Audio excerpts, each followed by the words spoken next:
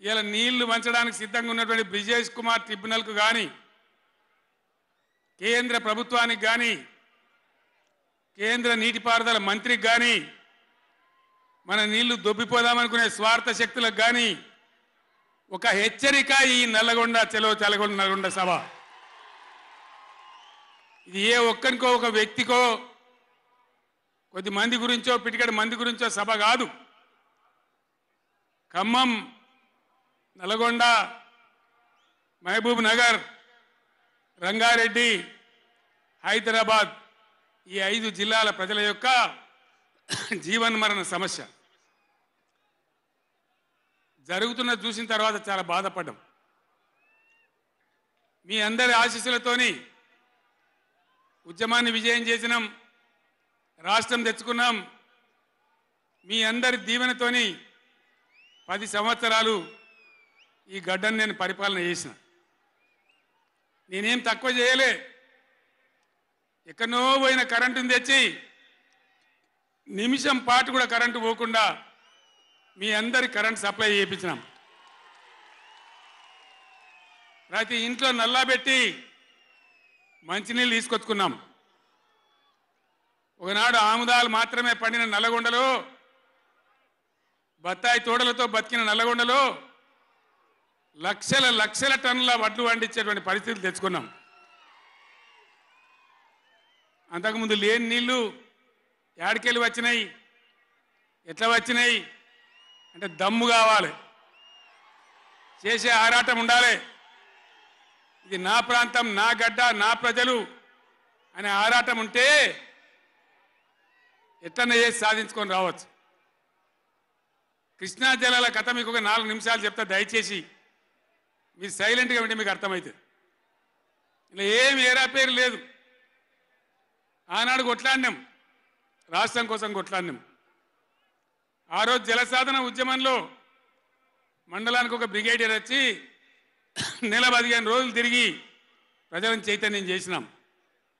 ఆ రోజు నేనే రాసిన పాట, పక్కన కృష్ణమ్మ ఉన్న ఫలితమేమీ లేకపాయే అని ఏడ్చినాం ఆ రోజు.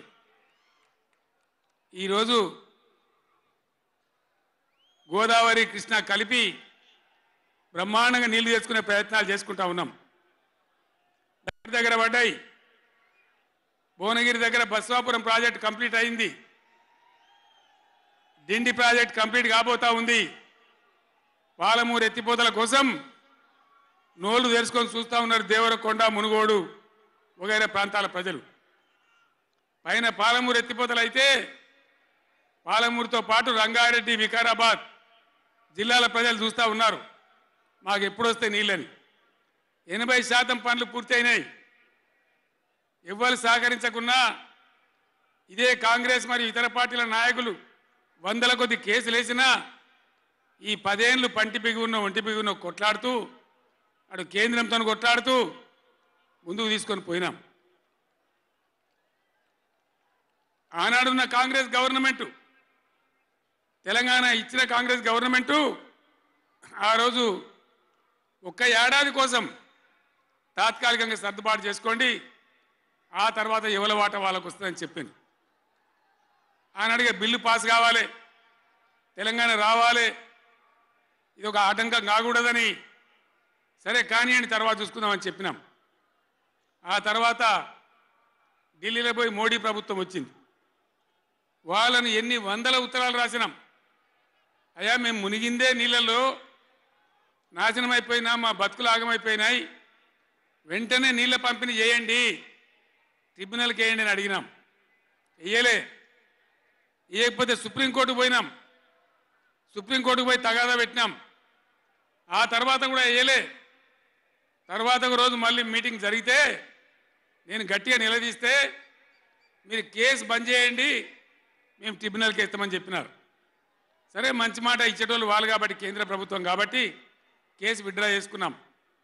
ఆ తదనంతరం వేయలే ట్రిబ్యునల్ తొందరగా. 100 ఉత్తరాలు రాసిన నేను. ఇగో నా పక్కనే కూర్చున్నారు కేశవరావు గారు, నామా నాగేశ్వరరావు గారు, స్టేజ్ మీద మన పార్లమెంట్ మెంబర్లు అందరు ఉన్నారు, మన ఎంపీలు అందరు ఉన్నారు. లోక్సభను స్తంభింపజేసినాం. మా ఎంపీ రంజిత్ రెడ్డి ప్రభాకర్ రెడ్డి కూడా అప్పుడు ఎంపీగా ఉండే. నేను చెప్పిన మీరు ఏమైనా మంచిదే కొట్టాడునని చెప్తే ఒక వారం రోజులు లోక్సభ జరగనీయలే. అట్లా కొట్లాడినాం. ఆ ఒత్తిడికి తల ఒగ్గి మొన్న ఎలక్షన్లకు 4-5 నెలల ముందు ట్రిబ్యునల్కి వేసినారు. ఇప్పుడు జరగవలసింది ఏంది? ఏ గవర్నమెంట్ ఉన్నా, మా గవర్నమెంటే ఉండినా గవర్నమెంట్ ఏం చేయాలి? ట్రిబ్యునల్ ముందర పోయి గట్టిగా వాదించి చరిత్ర మొత్తం చెప్పి మన అవసరాలు చెప్పి మన కరువు చెప్పి మన బాధలు చెప్పి ఇక మా వాటా ఇంత రావాలి అని కొట్లాడాలి. అది మొగోడు చేయాల్సిన పని, ప్రజల మీద ప్రేమ ఉన్నోడు చేయాల్సిన పని. మీకేం కోపం వచ్చిందో, ఏం భ్రమల పడ్డారో పాలిచ్చే బర్రెను ఆయన అమ్మేసి దున్నపోతుని తెచ్చుకున్నారు. ఇక తర్వాత ఏం నడుతుందో 3వ నెల మీరు కండ్లారా చూస్తున్నారు.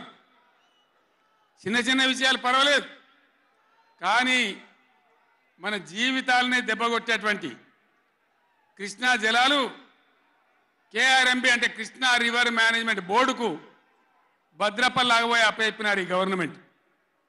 ఇదే జిల్లాలో ఉన్న మంత్రి ఉత్తమ్ కుమార్ రెడ్డి మొన్న మాట్లాడిండు అసెంబ్లీలో, మీరు కూడా విన్నారు. ఉమ్మడి రాష్ట్రమే నయం ఉండినట్టు ఆయనకట. ఉమ్మడి రాష్ట్రమే మంచిగా ఉండే ఇప్పుడు మంచిగా లేదట. మరి శ్రీకాంతాచారి ఎందుకు చచ్చిపోయింది? ఇదే జిల్లాలో పుట్టే బిడ్డ. ఎందుకు చచ్చిపోయిన ఉద్యమకారులు? అంత పెద్ద ఉద్యమం ఎందుకు జరిగింది? లక్షల మంది కోట్ల మంది ఎందుకు పాల్గొన్నారు? ఇంత సోయి తప్పి మాట్లాడతారు మంత్రులు. గవర్నమెంట్ వస్తే ఏం చేయాలా? పోయిన భద్రపల్లెక సంతకం పెట్టిండ్రు, దాని మెమోరాండం దొరికింది. నీళ్ళ మంత్రిగా పనిచేసిండు కాబట్టి, అనుభవం ఉంది కాబట్టి, నష్టం ఎంత వస్తుందో తెలుసు కాబట్టి వెంటనే హరీష్ రావు గర్జించిండు. గర్జిస్తే ఒక 4-5 రోజులు నాటకాలు ఆడిండు, అబద్ధాలు మాట్లాడిండు. నిలబెట్టి మన గట్టిగా అసెంబ్లీలో అడిగితే అసెంబ్లీ బడ్జెట్ జరుగుతుంది, మీరు చూసిండ్రు. బడ్జెట్ జరుగుతుంటే ఏమవుతుంది? బడ్జెట్ అతి ముఖ్యమైన విషయం. ఎప్పుడు కూడా చరిత్రలో